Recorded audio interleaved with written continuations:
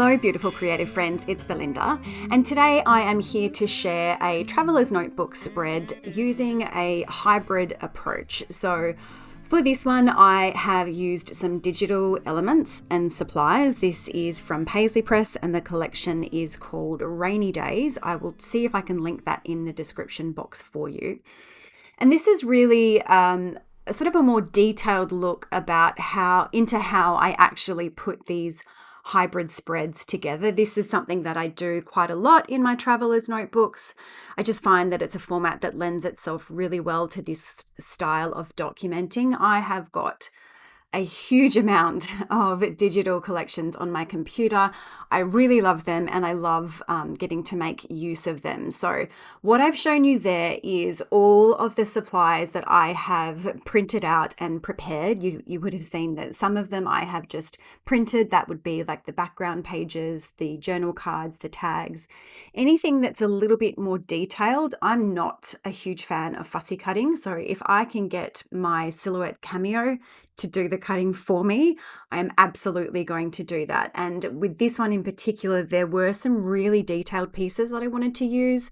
This is a title, a word title. It says April Showers, and you can see it's a really, really fine script font. So I actually cut that out, I think 2 or 3 times so that I could layer it and give it a little bit more stability by almost sort of turning it into a little bit of a chipboard element. There were also some really, really tiny little raindrops, and I used my Silhouette to cut all of those out. I'm never really able to get a super clean cut with my Silhouette, no matter what blade I use. So I have just gotten used to, over time, having to fiddle around with the cuts and use my little blade to get pieces out, and that's totally fine because it's still time saving for me. It's still much faster than if I tried a fussy cut. I did also print a few different labels in a few different colors, and before I sized those, I knew that I wanted to use this stamp set. This is a pretty old stamp set from, I believe it was from Feed Your Craft, and I actually measured the size of each of the stamps that I wanted to use, and that guided me in sizing those labels so that I could then print them out, stamp the sentiments on them, and then trim them out.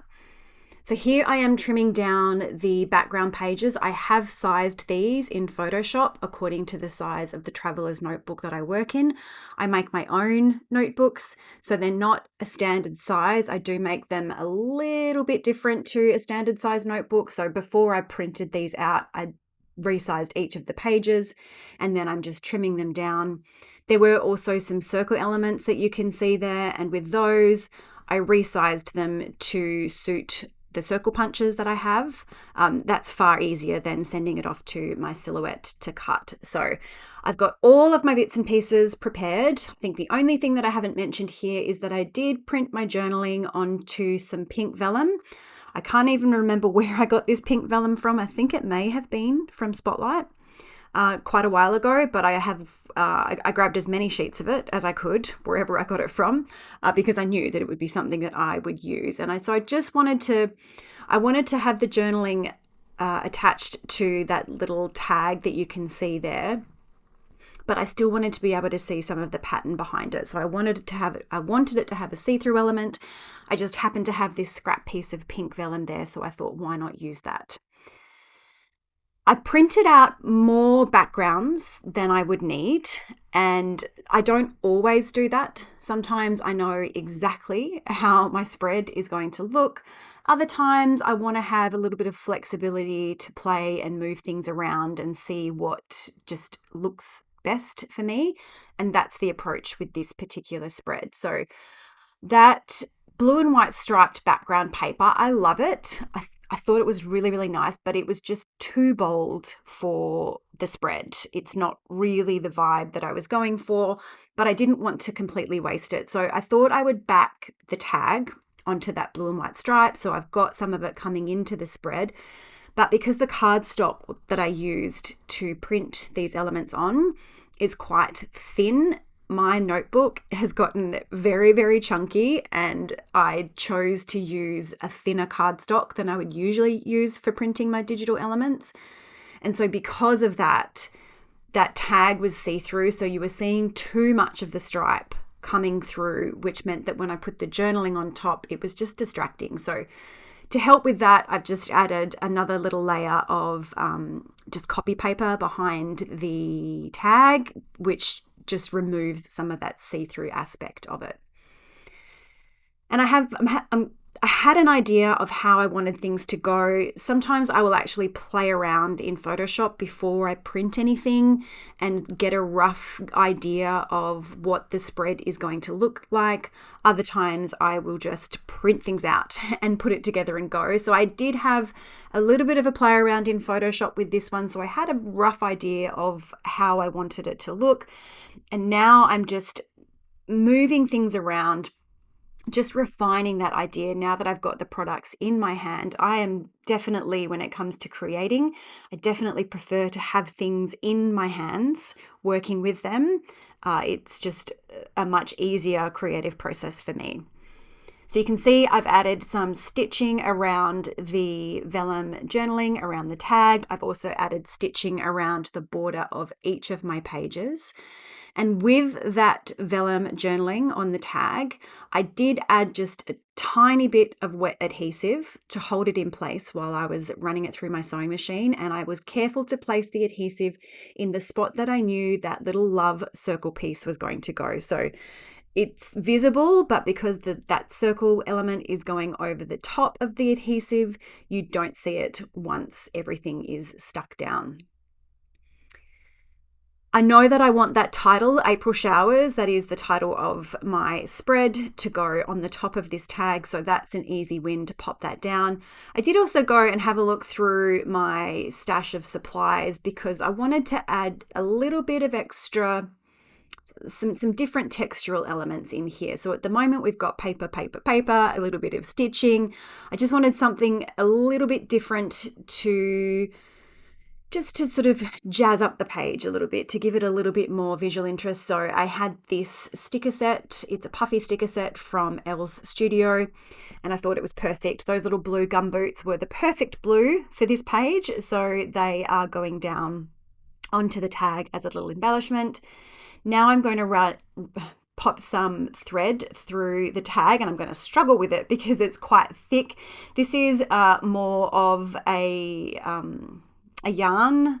I've got a few different types of thread, and like from thin right through to this thick yarn. I thought that was a nicer touch on this fairly simple page. The